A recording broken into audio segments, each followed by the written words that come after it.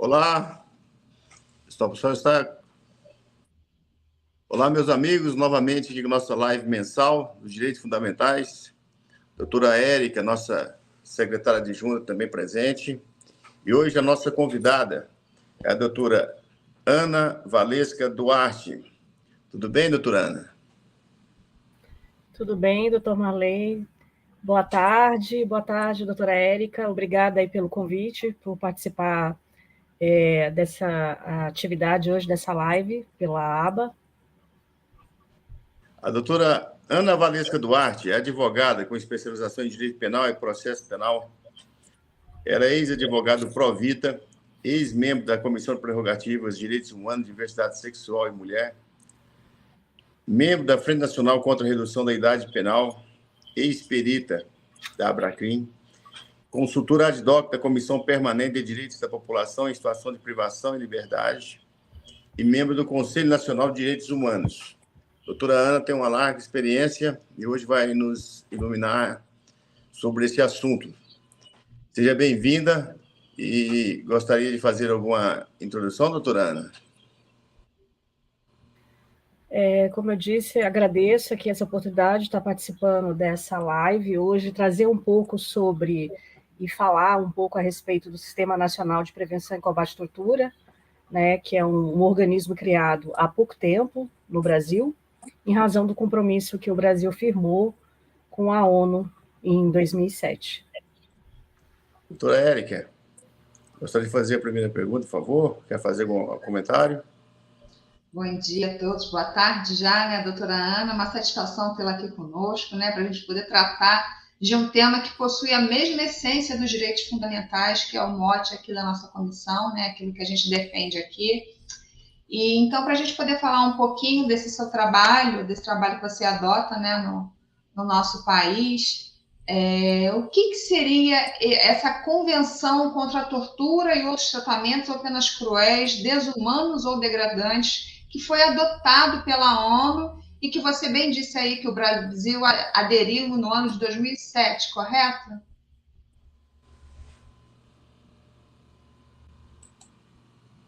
Exato, doutora Érica. O Brasil aderiu, né, esse protocolo, essa convenção em 2008, e a partir daí iniciou-se vários movimentos no Brasil, né, e campanhas também contra a tortura e para criar o Sistema Nacional de Prevenção e Combate à Tortura, instituir ele através de lei. Então, o sistema ele vem como um compromisso antigo do Brasil, desde a Constituinte, né, de 88, para criar políticas públicas de prevenção e combate à tortura. Doutora Ana, dia 3 foi o aniversário, né, dessa lei. Poderia falar um pouco para a gente sobre essa lei? Como é que foi criada? De onde surgiu esse debate? Essa estrutura toda para a gente? Porque nós queremos entender bem sobre isso, por gentileza. Então, foi importante, é dia 2 de agosto agora, nós completamos 11 anos da Lei 12.847, de 2013, né, instituída em 2013. Inclusive, a Convenção contra a Tortura, ela instituiu, né, também o Subcomitê de Prevenção e Combate à Tortura, que seria o mesmo organismo que existe no Brasil, o Mecanismo Nacional, também com peritos, que são representados por são peritos representando vários países. E, atualmente, né, nós temos, a partir desse protocolo facultativo, 90 mecanismos de prevenção e combate à tortura no mundo, além do mecanismo nacional do Brasil.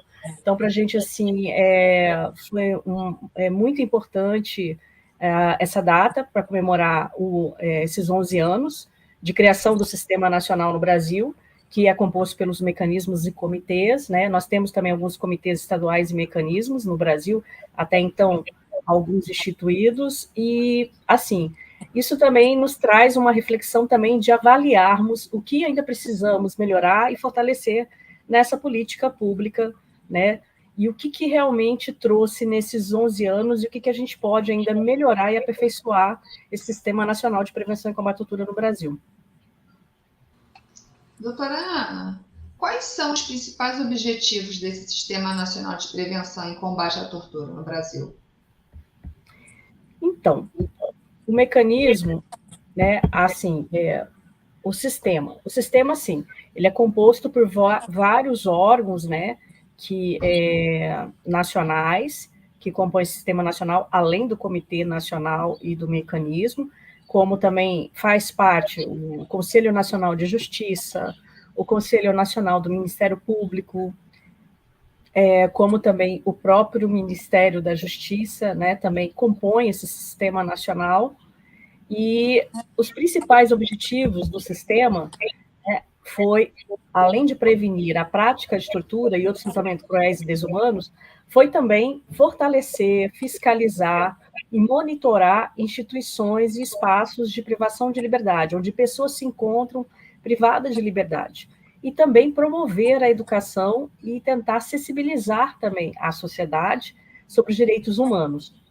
Então, em resumo, esses são os principais objetivos do Sistema Nacional. O Comitê Nacional de Prevenção e Combate à Tortura, o que é exatamente isso? Então, o sistema, ele é um órgão, né, assim, ele cria o Comitê Nacional e o mecanismo, com apoio, fazendo parte, né, dando apoio a outras instituições, como eu citei aqui agora há pouco, o CNJ, o CNMP e o próprio Ministério da Justiça, né, e também os estados que já instituíram os seus comitês estaduais e seus mecanismos também fazem parte desse sistema. Às vezes as pessoas perguntam, mas o sistema é um colegiado? Então, na verdade, ele não é um colegiado, mas ele pode, né, através do Ministério dos Direitos Humanos, startar algumas reuniões, como aconteceu ano passado, tivemos 2 reuniões do Sistema Nacional de Prevenção e Combate à Tortura, inclusive convidando a sociedade civil também, que foram reuniões que aconteceram no âmbito do Ministério dos Direitos Humanos. Mas é importante dizer que o colegiado que temos hoje, a nível nacional, é o Comitê Nacional de Prevenção e Combate à Tortura. E o mecanismo nacional ao qual faço parte é um órgão formado mais por especialistas que são técnicos, que fazem mais o trabalho de campo, né, de fiscalização e monitoramento desses espaços de privação de liberdade. E os demais órgãos que compõem o sistema servem para dar apoio e fortalecer na construção dessa política pública no Brasil. Então, nós temos diversos órgãos que compõem esse Comitê Nacional, é isso? Você faz parte desse mecanismo dentro do sistema. Dentro do Sistema Nacional, a gente tem esses organismos, né, esses órgãos nacionais, que também apoiam e fazem parte, junto com o Comitê e o Mecanismo Nacional. Agora, o Comitê Nacional ele tem uma composição específica, né, que aí a formação realmente tem membros do governo e membros da sociedade civil, que inclusive não há paridade, há um a mais representante até da sociedade civil nesse colegiado. O comitê, de fato, é um colegiado, que inclusive é um colegiado responsável pelo processo seletivo dos peritos do Mecanismo Nacional de Prevenção e Combate à Tortura. Além do Mecanismo Nacional de Prevenção e Combate à Tortura, existem outros mecanismos no Brasil e no mundo? Sim, existem. Nós temos, por exemplo, no Brasil, até hoje, foi instituído apenas 6 mecanismos estaduais. Nós temos o primeiro que foi, na verdade, implementado, até primeiro que o mecanismo nacional, foi o do Rio de Janeiro. Ele é de 2010, o mecanismo do Rio de Janeiro. Ele, inclusive, tem uma configuração diferenciada dos demais. Geralmente, os mecanismos estaduais estão dentro da estrutura do Poder Executivo. O do Rio de Janeiro, ele está dentro da estrutura do Poder Legislativo, né, na Assembleia Legislativa. Depois do Rio, nós tivemos, em 2015, o Pernambuco, que foi o segundo mecanismo estadual implementado. Depois, o terceiro foi o de Rondônia e o primeiro da região norte. Depois tivemos o Acre, que também foi implementado em 2022. E também agora, recentemente, no início desse ano, nós tivemos também o mecanismo de Sergipe. E ainda está em andamento alguns projetos de leis nos estados, tramitando para implementar mecanismos estaduais, como Amazonas, Paraná, Ceará, Espírito Santo, né? Alguns estados ainda que estão em andamento. A intenção é implementar as 27 unidades federativas. No mundo, nós temos, sim, doutor Marley, 90 mecanismos. E é importante destacar que o protocolo facultativo, ele não fala em comitê, ele fala em especialistas que vão atuar em mecanismos preventivos. Então, assim, a maior parte do mundo, nós temos mecanismos. Apenas o Brasil e a Argentina é que aderiu a essa configuração diferenciada de ter, além do mecanismo, este comitê, né, este colegiado compostos por representantes do governo e da sociedade civil. Então, doutora Ana, nós temos um comitê nacional e esses mecanismos eles são estaduais. Mas aí como é que funciona a implementação no Estado? Eles vêm, o Comitê Nacional dá esse direcionamento? Como é que funciona isso em cada Estado?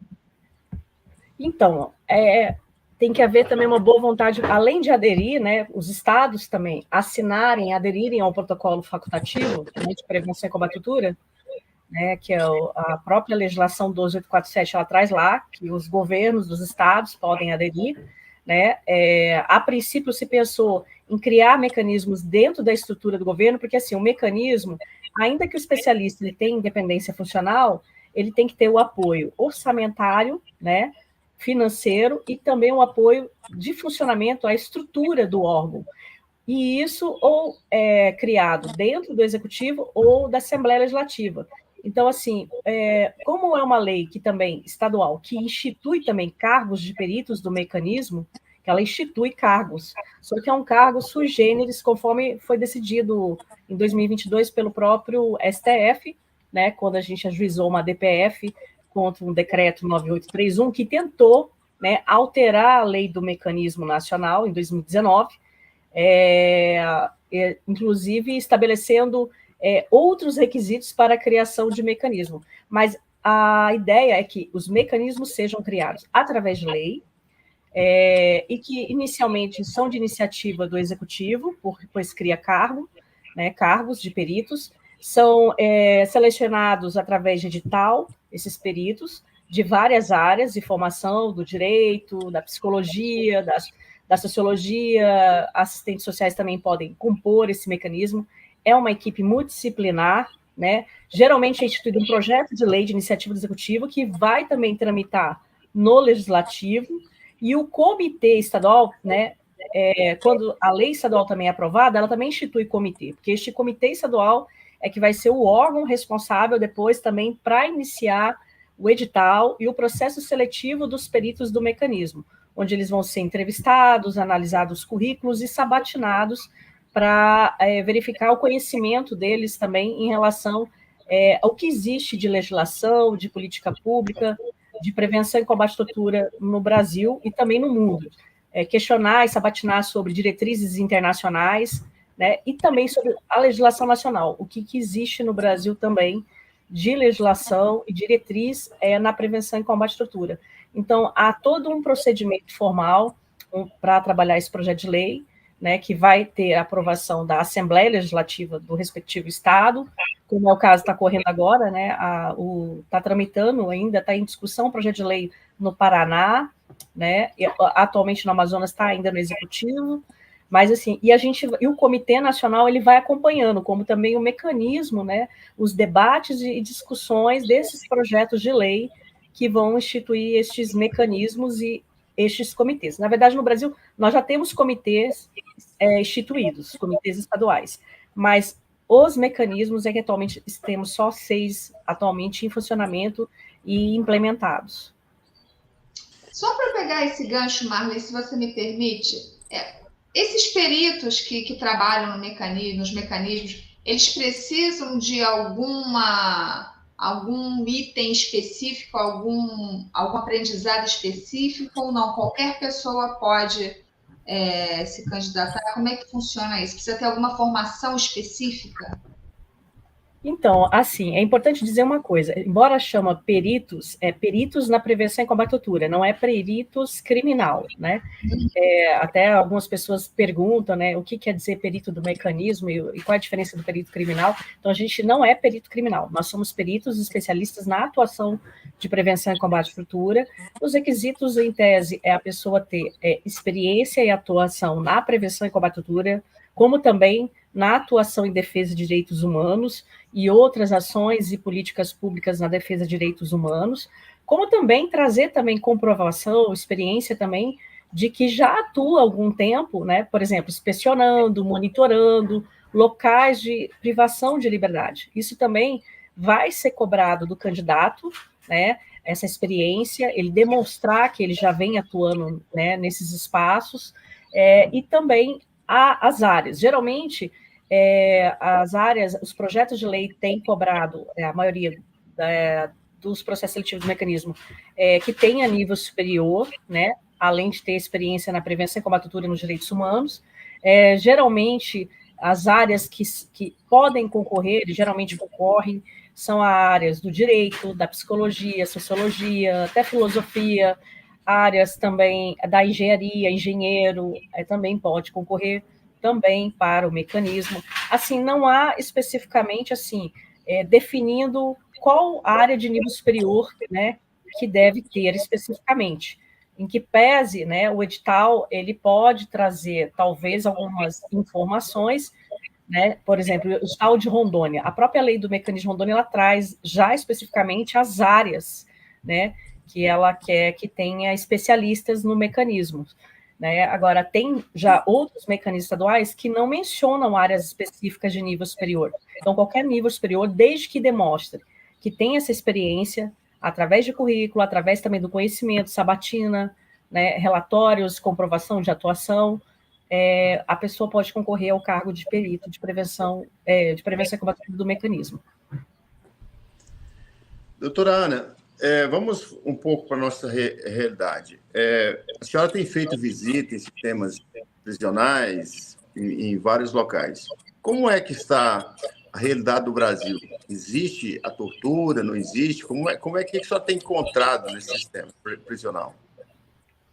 Então, todo mundo pergunta, né? E isso é uma pergunta muito importante do Tomalê, porque as pessoas às vezes têm noção que só existe a tortura física.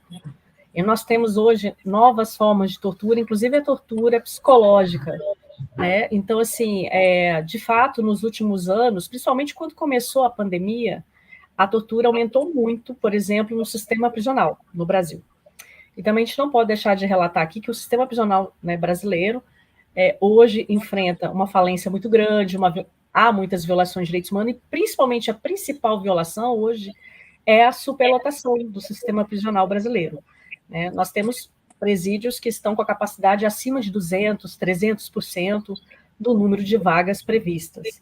Então, assim, a partir do momento que há uma violação maior, que é a superlotação, você não consegue dar conta, por exemplo, do atendimento a outros direitos fundamentais e políticas públicas que devem ser garantidas a essas pessoas nesses espaços. Então, por exemplo, você não tem profissionais suficientes de saúde, atendimento à saúde, servidores, inclusive policiais penais que fazem a gestão da custódia, não há um número suficiente. Então, a prática de tortura hoje, além de ter também, de recebermos e verificarmos denúncias também de tortura, prática de tortura física, a gente também encontra a tortura psicológica, e há uma tortura, por exemplo, você deixar de que a pessoa privada de liberdade não tem acesso à alimentação, acesso a atendimento médico, acesso a tratamento à saúde, deixar a pessoa doente isolada, sem atendimento médico. Então, são formas também que caracterizam não só a tortura, com maus tratos, tratamento cruel, e a estrutura da unidade. A gente tem encontrado unidades e espaços também com estruturas degradantes. Por exemplo, nós já identificamos espaços em unidades prisionais, que a gente inspecionou, que as pessoas são alocadas em containers que, inclusive, geralmente guardam e depositam, conhecidos, né, para depositar mercadorias, transportar mercadorias, mas containers que não são adaptados para alocar pessoas. Containers, por exemplo, que alocam as pessoas sem nenhuma ventilação adequada, sem nenhuma não tem um ar-condicionado, como a gente vê por aí hoje, os containers adaptados até para escritórios. Então, assim, a gente já encontrou no Brasil presídios que funcionam também com uma estrutura de container, alocando pessoas privadas de liberdade. E isso é uma violação de direitos humanos, pelas condições degradantes que elas se encontram ali. A comida estragada, a falta, né, do acesso, como eu disse, à saúde, e também castigo, outras formas de castigos que podem configurar tratamento cruel e também penas cruéis também dentro do sistema prisional. Doutora Ana, e quais são as consequências que essas instituições recebem, né, quando vocês identificam esse desrespeito aos direitos dos presos? Então, eu vejo que hoje, nesses 11 anos, né, de instituição do Sistema Nacional, o maior desafio hoje é a questão do enfrentamento mesmo à impunidade pela prática de tortura, maus tratos, porque na prática, por exemplo, o mecanismo nacional, por ele ser um órgão técnico e de execução de campo, né, ele é o especialista de fazer esses relatórios, essas identificações de violações e as recomendações às autoridades, né, como prevenção, mas também ele tem essa atribuição legal de identificando a autoria, identificando indícios de prática de tortura nesses ambientes, que é bom lembrar que não é só o sistema prisional que fiscalizamos, nós fiscalizamos também hospitais psiquiátricos, comunidades terapêuticas, delegacias, centros de detenções, centros de detenção militar também, lar do idoso, abrigos de crianças também, a gente pode também fazer inspeção e monitoramento. Então, identificando essas violações, né, o mínimo a gente pode solicitar, inclusive, abertura de procedimento para investigar, para apurar, né, e triangulando, inclusive, com outras informações que colhemos durante as inspeções, porque nas inspeções a gente avalia tudo, desde a estrutura, entrevista com servidores, entrevistas com os profissionais de saúde, técnicos também da saúde, além também da entrevista essencial com as pessoas privadas de liberdade, que deve ser uma entrevista de forma reservada a garantir a integridade física dela também. Então, o maior desafio hoje é realmente a gente ver os casos devidamente sendo apurados e, de fato, ter uma conclusão efetiva nas investigações. Porque no decorrer das investigações, das denúncias de tortura que ocorrem, né, e dos maus tratos, né, geralmente as vítimas acabam desistindo, né, de prosseguir, principalmente, um exemplo, a pessoa privada de liberdade, ela denuncia, mas ela depois também, no decorrer da investigação, ela pode sofrer uma ameaça, inclusive tem que ter um cuidado também, se realmente ela quiser prosseguir com a denúncia, de resguardar a integridade física dela. E esse é o maior desafio quando a pessoa se encontra privada de liberdade, cumprindo pena, porque a única situação possível é transferir de unidade, né, nessas situações, ainda mais quando a denúncia é contra um agente estatal. Então, a gente vê muita assim, impunidade nesse sentido, muito arquivamento dessas denúncias e muita desclassificação para abuso de autoridade e lesão corporal, né?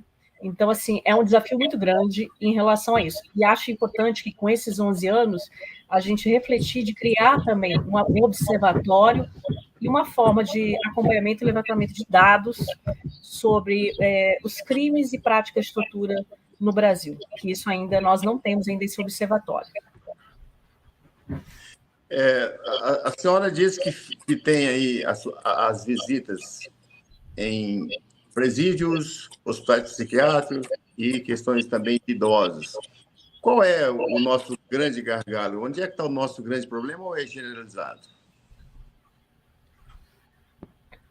Olha, geralmente, por exemplo, um exemplo, né? O lar do idoso é uma instituição de longa permanência, né? Que também são espaços que nós podemos inspecionar.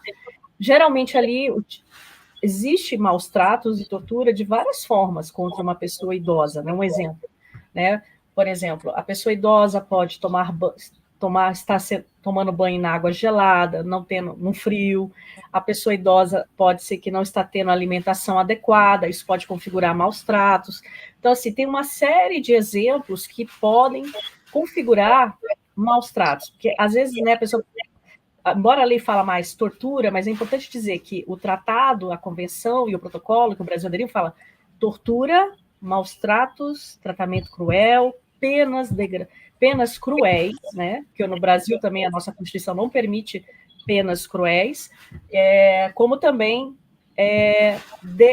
tratamento degradante, que também pode ser a forma do local, a estrutura que também alocam essas pessoas, né? E a pessoa que está numa instituição de longa permanência, ela está privada da sua liberdade, porque ela não consegue ali ter o direito de ir e vir, né? E ela ali, às vezes, ela sofre maus tratos, né, que pode configurar torturas, né, se vier, inclusive, acontecer aquele maus tratos de forma permanente, né, todos os dias, enfim. E a gente tem visto hoje outras formas de práticas, né, de tortura. As pessoas pensam que só a tortura física é a tortura. Então, assim, inclusive a nossa lei, né, 9.455, do crime de tortura, ela fala também que você também exigir ou querer que a pessoa confesse um crime, que seja ele verdadeiro ou não, ou que ele traga uma confissão que não seja verdadeira, é uma prática de tortura também, né? Aliás, a nossa lei, ela fala inclusive sobre isso. E é importante dizer que a nossa lei é mais ampla que o Tratado da Convenção contra a Tortura, porque ela foca mais na punição de agentes estatais. Já a nossa, ela atinge também a prática de tortura e maus tratos, tratamento cruel, praticado por pessoas, né, também em pessoas privadas, pelo privado também. Por exemplo, uma casa do lar, ela não precisa necessariamente, uma instituição permanente, onde tem um lar do idoso, ela não precisa especificamente estar ligada ao poder público. Ela pode ser uma instituição privada. Então, aquelas pessoas que ali dirigem, aquelas pessoas que ali trabalham, elas também estão, elas também podem responder pela nossa lei do crime de tortura. E eu acho interessante que a nossa legislação ela é mais ampla, ela tem um alcance maior. Então, e o mecanismo nacional, é importante dizer que, por isso, a gente também tem essa prerrogativa de inspecionar locais privados também, não só órgãos credenciados com poder público, órgãos do poder público, ou que estejam sob a custódia do poder público. Essa sua colocação até seria uma pergunta minha, porque, como você mencionou aí, com relação às pessoas idosas, as instituições de longa permanência, né, elas são tanto públicas como privadas, e era justamente essa questão que eu ia fazer, se vocês podem atuar dentro das instituições privadas. Mas, no caso, assim, lidando, né, com os direitos da pessoa idosa, quando vocês identificam algum problema nessas instituições, isso é passado para os familiares? Como é que funciona? Então, quando o mecanismo está ali, né, o perito do mecanismo realizando essa inspeção em loco, que geralmente dura um dia todo, pode durar até 2 dias, principalmente quando for mecanismo estadual, né, o mecanismo estadual, inclusive, ele pode retornar várias vezes naquele estabelecimento, né? Então, pode ser, inclusive, a gente faz inspeção regular ou ad hoc.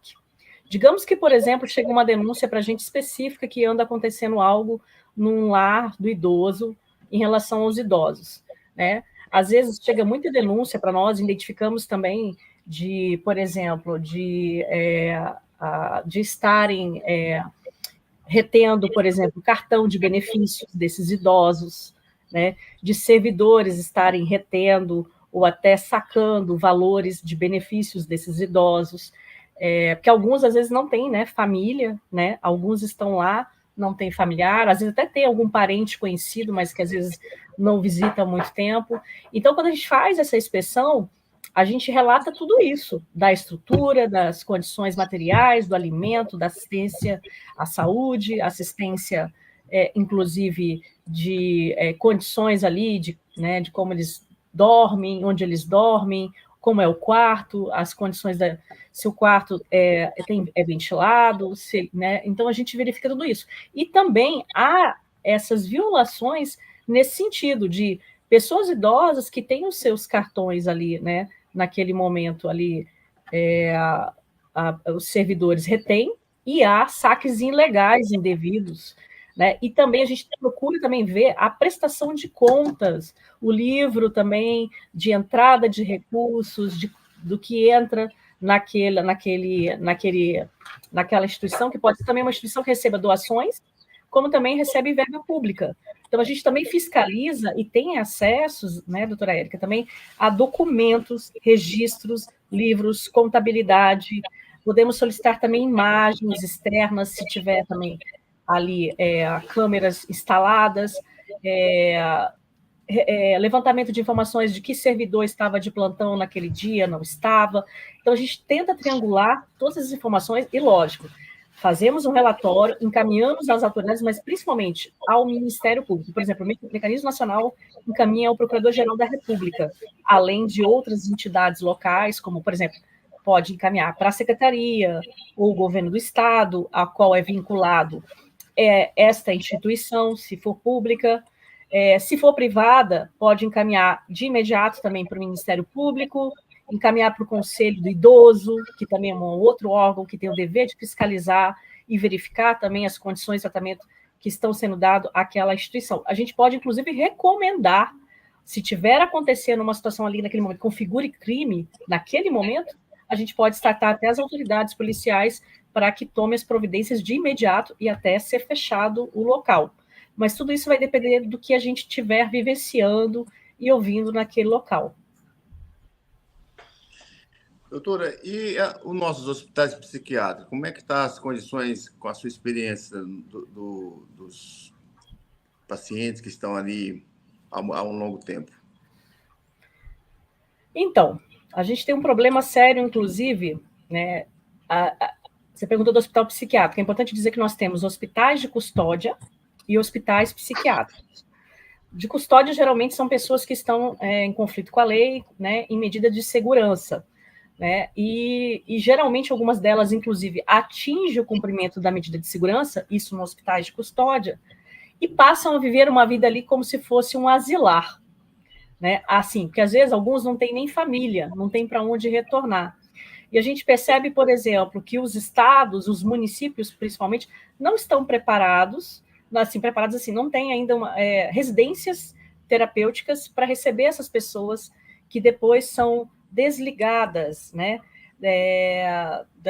desse espaço, né, porque às vezes a pessoa está ali cumprindo a medida de segurança, mas chega um momento que ela encerra o cumprimento e não tem para onde ir. E aí hoje a gente observa que os hospitais de custódia, ele vem acumulando asilares, pessoas que não deveriam mais estar ali. Isso é um problema que a gente vem enfrentando, que a gente identifica muito nas inspeções. Já o hospital psiquiátrico, a gente identifica também algumas violações de direitos também. Às vezes, a forma como é dado o tratamento, a forma como é feita a contenção química, contenção física dessas pessoas, a forma também da estrutura desse hospital psiquiátrico, né? A gente já ouviu falar muito, né? A gente conhece que já devem ter ouvido falar de hospitais psiquiátricos aí considerados manicômios, né? Como o de Barbacena e outros. Então, assim, inclusive recentemente, né? A gente vem debatendo muito, né? Por conta até da resolução do CNJ, a resolução 487. Então, assim, as pessoas ali, tudo bem, tem que ser tratadas, mas com dignidade. E a gente observa que há muitas violações. Às vezes, mulheres em hospital psiquiátrico são vítimas de estupro, já recebemos denúncias, identificamos casos assim, há violações de direito de várias formas nesses espaços. Doutora Ana, você disse que vocês recebem denúncias. Tem um canal específico para essas denúncias? Qualquer pessoa pode denunciar? Como é que funciona? Qualquer pessoa pode denunciar enviando para o e-mail do Mecanismo Nacional, né? Nós temos um site também. O nosso site não é muito fácil assim de decorar, mas depois até posso passar para vocês. Mas jogando assim, Mecanismo Nacional de Prevenção e Combate à Tortura, que vai aparecer tanto no site do governo federal, como no nosso site independente, que a gente tem um site, né, uma plataforma específica do mecanismo que a gente divulga, e todos os nossos relatórios anuais, né, como também relatórios temáticos. Nós temos relatórios temáticos de inspeção em comunidades terapêuticas e hospitais psiquiátricos também. E tem também, pode mandar denúncia para o próprio site do Disque 100, da Ouvidoria Nacional dos Direitos Humanos, do Ministério dos Direitos Humanos, que também chega no mecanismo, mas temos um e-mail do mecanismo. O canal nosso é o e-mail, porque nós, na verdade, nós não somos assim, um órgão de ouvidoria, né? Nós somos mais um órgão técnico. Mas, por exemplo, e também atuamos mais em violações que na coletividade. Não atendemos assim especificamente casos individuais. A gente identifica as violações, por exemplo, chega para a gente que está havendo violações constantes naquele local, né, contra várias pessoas que ali se encontram, e é um caso que o mecanismo deve olhar, é um caso que o mecanismo deve inspecionar em loco e verificar, né, e fazer inspeções, como também monitorar.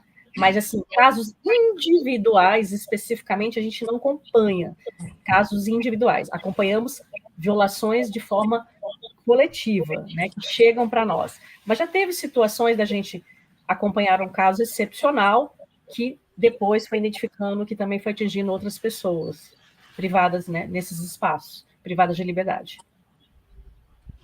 O sistema prisional feminino, como é que está a situação? E a questão das mulheres grávidas, para onde vão essas crianças? Como é que está essa situação dos direitos humanos no sistema prisional feminino?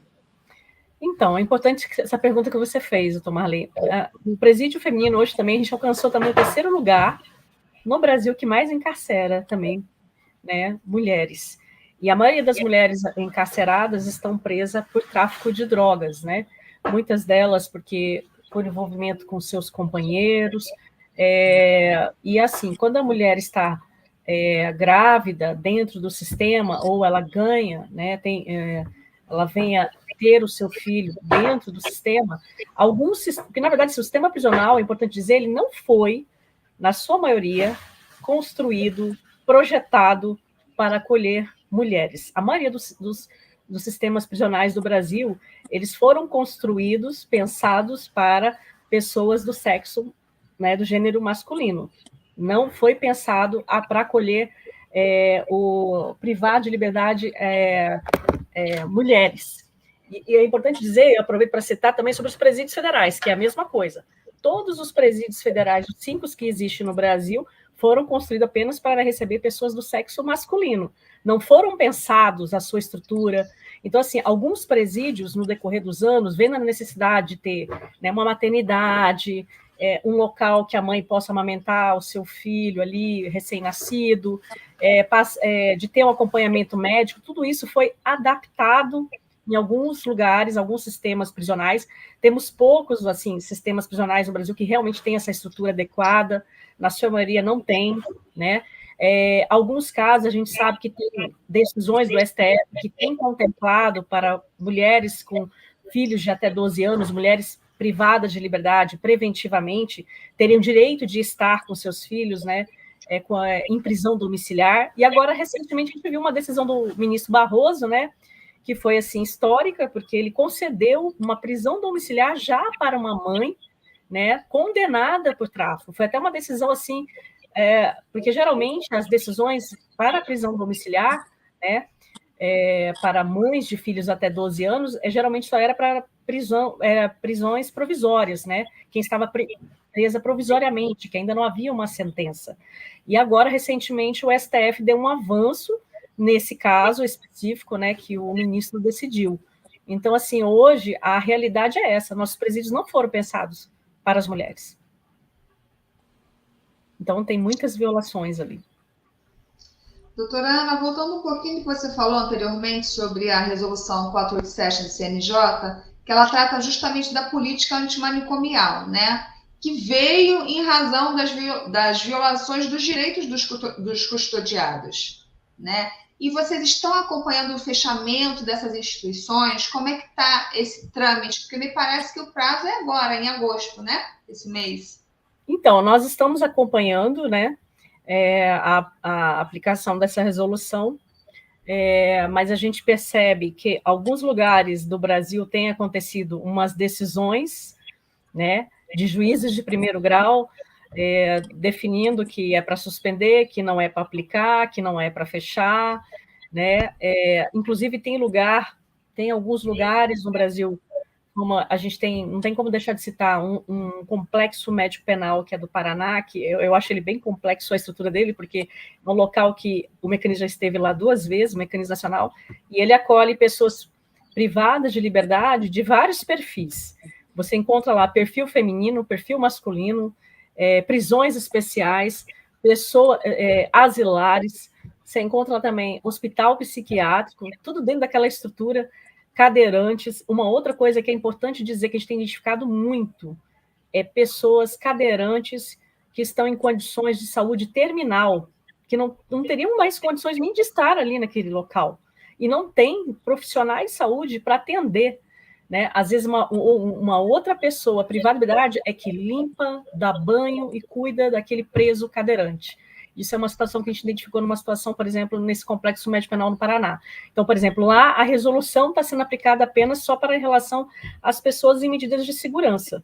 Só que assim, a gente vê locais que não têm estrutura de hospital de saúde, que não têm condições de receber pessoas naquela situação, entendeu? Então, nesse sentido, eu vejo que a resolução ela é efetiva, né? E também assim, tem que obrigar o poder público a criar uma estrutura, ter um local adequado para atender essas pessoas. Então, por exemplo, os municípios têm a sua parcela de responsabilidade. O que a gente percebe hoje é que falta uma boa vontade política dos municípios construir uma casa para receber asilares, para receber pessoas em residências terapêuticas, né? Então, assim, falta essa boa vontade, essa política pública ser, de fato, implementada. Então, a gente vê hoje, a gente está acompanhando, né? Alguns estados estão cumprindo a resolução, mas outros recorreram, inclusive através do governo do estado ou do juiz até de primeiro grau, darem decisões, né? A gente vai esperar, inclusive, uma decisão que deve vir futuramente do ministro Fachin, porque tem uma ação também tramitando em relação à resolução do CNJ, mas algumas decisões, inclusive, que saíram para tentar barrar, né, a aplicação da resolução já caíram. Então, vamos ver, a gente está acompanhando essa situação. Mas, assim, a realidade, às vezes as pessoas pensam assim, mas onde vamos colocar essas pessoas? Mas também, a gente também tem que obrigar o poder público também, né, a cumprir o seu papel. Ele tem que garantir um espaço, ele tem que construir essa política pública. Até quando vamos manter as pessoas também vivendo aquelas violações de direitos humanos naquele local que não tem condições de manter? Então, assim, às vezes, a gente vê que tem muita divergência ainda sobre isso aí. Mas o nosso entendimento é que deve ser aplicado e que o poder público tem que cumprir o seu papel, tem que construir políticas públicas para atender essas pessoas. Com 11 anos de implementação do Sistema Nacional de Prevenção e de Combate à Tortura do Brasil, qual é o maior desafio hoje? Qual é o propósito dessa lei que está sendo atingido? Qual, na sua opinião, sua experiência? Inclusive, a senhora já tem viajado para outros países para atuar. Dá uma visão para a gente geral disso daí. Como é que está a nossa situação hoje? O sistema nosso hoje é apenas pune ou ele possibilita a pessoa voltar a reintegrar a sociedade? Olha, em relação assim, ao sistema prisional, embora a gente tenha uma lei de execução penal maravilhosa, mas que agora está sofrendo várias retaliações no decorrer dos anos, porque a gente teve várias reformas, né, que vêm alterando a lei de execução penal, inclusive a própria lei recente que alterou a questão da saída temporária, que as pessoas não têm informação muito clara que a própria lei de execução penal já trazia requisitos e teria que ter, inclusive, a anuência do juiz para ter, né, aquele direito daquela saída temporária. E é importante falar que a nossa Constituição ela não permite penas cruéis e não permite prisão perpétua. Daí porque, né, é inconstitucional qualquer projeto de lei que venha interferir na possibilidade que nós adotamos no Código Penal, que é a progressão da pena. Né? O nosso Código Penal, ele adotou essa tese, a progressividade da pena. Então, assim, nós não podemos manter a pessoa privada de liberdade sem ter o direito de progressão de regime. Né? A própria legislação já traz requisitos. Há casos e casos em que o magistrado vai ter que analisar. Agora, o que a gente observa é que veio uma legislação agora recente, né, alterando a lei de execução penal, a gente já sabe que já não cabe progressão de regime para as pessoas que estão privadas de liberdade no sistema prisional federal, né? Que já foi uma decorrência da lei do pacote anticrime.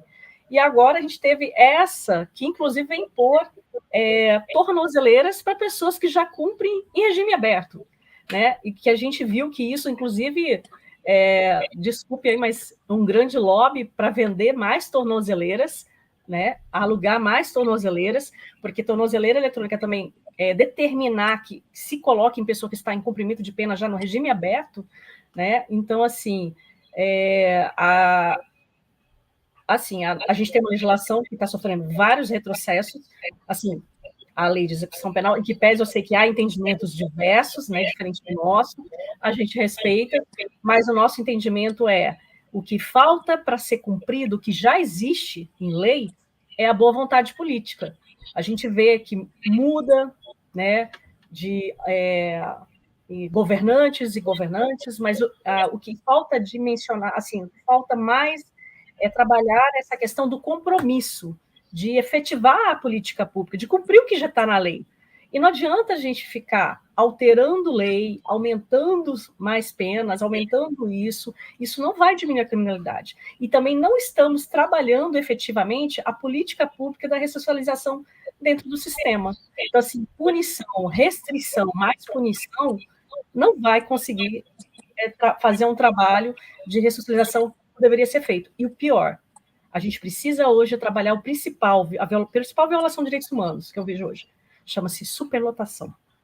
Ela é o efeito dominó de tudo, porque você não vai conseguir dar conta de cumprir uma política pública efetiva de assistência à saúde, direito à educação, direito à oportunidade, cursos, para as pessoas que estão lá privadas de liberdade.